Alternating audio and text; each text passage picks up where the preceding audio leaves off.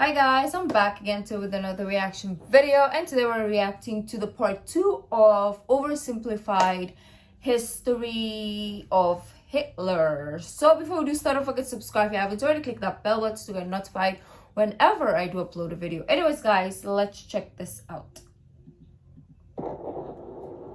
So we ended off when he went to military, yeah? Since Germany's military had to be reduced, Hitler could no longer remain a soldier after the war, but he kept working for the army as an informant. After the war, communists in Germany had attempted a revolution, and the government was worried about communism in general. So Hitler was tasked with infiltrating and reporting on any new political parties that could pose a communist threat. A new party called the German Workers' Party threw up a whole bunch of red flags, so Hitler went along to one of their meetings, but found that they weren't communist at all. They were extreme right and shared many of his extreme beliefs, so he left the army and signed up to join the party. His fantastic speaking abilities impressed the party's leadership and supporters, and he very quickly rose to the top. He decided the party needed a makeover, so he renamed it to the National Socialist German Workers' Party, or Nazi for short, and he gave it a new color scheme. The Nazis weren't very specific on policy, but Hitler made extravagant promises to return Germany to its former glory by undoing the Treaty of Versailles and reuniting all ethnic Germans into one nation. He also said that only pure Aryan people should be allowed to be citizens, and that all Jews would lose their citizenship. These ideas were already common in extreme right politics, but what set the Nazis apart was Hitler himself, and they quickly became the leading party on the extreme right. I see. Many of the political parties in Germany at the time had paramilitary wings, and the Nazis were no different. Hitler set up the very descriptive Whole Protection Detachment, later changed to the very delightful Gymnastic and Sports Division, and finally settling on the ominous Storm Detachment, or SA for short. Their job was to defend Nazi party meetings and intimidate political opponents. They would frequently engage in battles with communists on the streets. Since the Allies had demanded a reduction in Germany's military size, many trained soldiers were left unemployed. They liked the Nazi ideology, and it was only natural for them to join the SA, which grew larger and larger over time.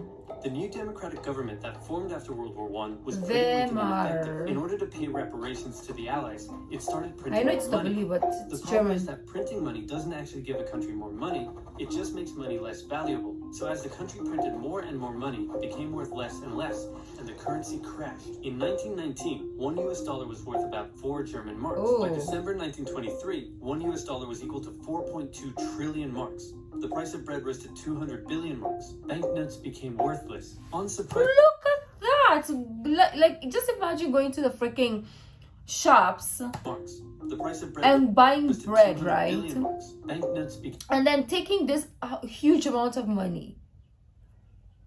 Damn! Just imagine going to buy a loaf of bread with this stack of money. Just imagine right now, right? And it would be better if back in the days they had like PayPal or cash apps, right? But they don't. They have to literally carry stacks of money for... Oh my gosh, that is so funny. became worthless. Unsurprisingly, in such an economic crisis, Germany struggled to pay the Allies. The French were pissed about this, so they occupied the Ruhr, an area full of factories, and took the economic output from the area as payment. They treated the German civilians badly, and in total, approximately 130 Germans were killed during the occupation. Germans were furious, and Hitler and the Nazis thought that now would be a great time to lead a revolution. In November 1923, inspired by something a certain bold Italian man did a year earlier, Hitler stormed a meeting at a beer hall and called for an uprising against the government. This With fly his though. supporters, he marched on the streets of Munich, hoping the police would join his side. They did not. Oh. Shopify. Sorry guys, ad. To finish your research. You rush into searching on Google. I thought we're done.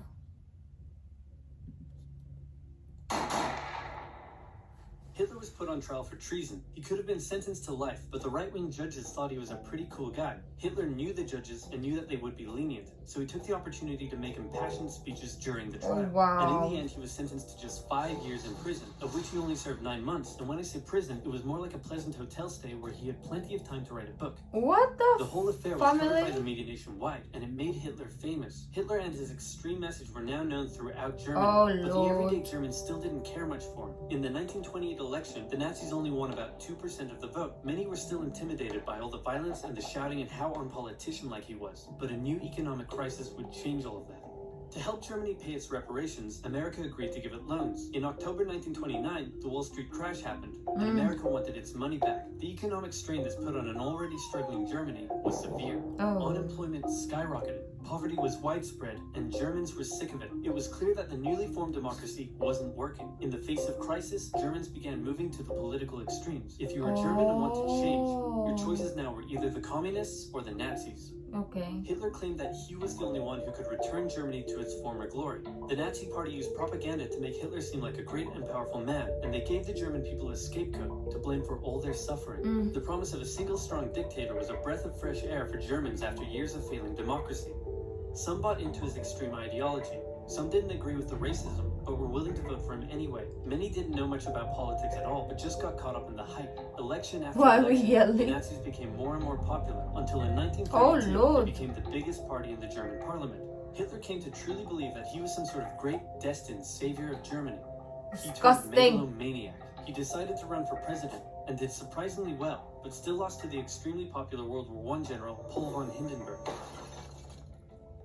Since he was now the leader of the biggest party, though, he demanded President Hindenburg make him chancellor. But Hindenburg was reluctant, seeing that Hitler was clearly such a big racist. Industry leaders urged Hindenburg to give Hitler the chancellorship, fearing the rising support for communism, and leader of the Center Party, von Papen, who had been secretly negotiating with Hitler, said to Hindenburg, "How about we make Hitler chancellor on the condition that I get to be vice chancellor? Most government jobs it's your for us moderate conservatives. That way, I'll get to keep my power. We'll get to keep our power, and we'll control Hitler like he's our angry little puppet." What could possibly go wrong? As it turned out, a lot of things. Everything. Yeah. Hitler became Chancellor of Germany in January 1933, but he was not yet a dictator. In February, the German Parliament building was set on fire. Historians still aren't sure who did it, and many suspect the Nazis did it themselves, but Hitler blamed the communists, and he convinced President Hindenburg to sign an emergency decree allowing him to imprison all communists and other political opponents. He did he scribbled on others were sent off to the first concentration camp in Dachau. At this time, the elderly President Hindenburg passed away, giving Hitler the perfect opportunity. He introduced a law to Parliament that would allow him to make all future laws and decisions entirely on his own. With his political opponents imprisoned and the SA intimidating others, Hitler's law passed.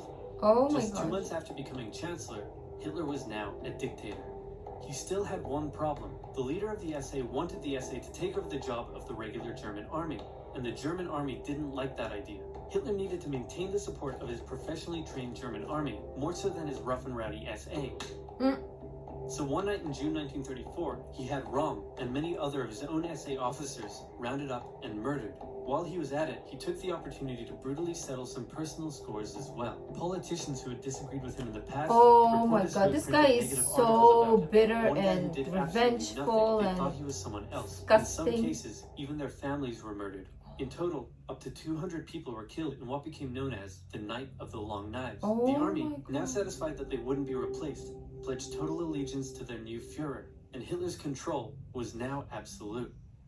Life in Germany changed violently. Freedom of the press, expression, and public assembly were suspended.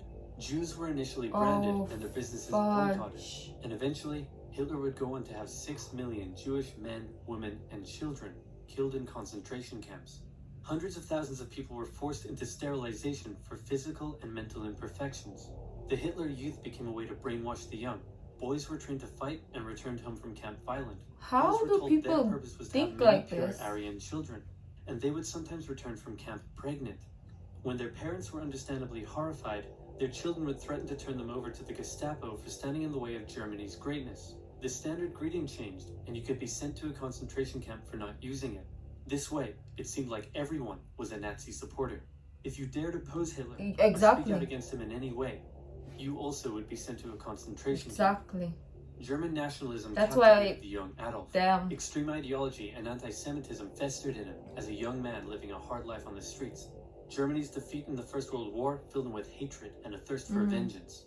A political movement that treated him like a god, and hundreds of thousands looking up to him as their savior, made him a megalomaniac.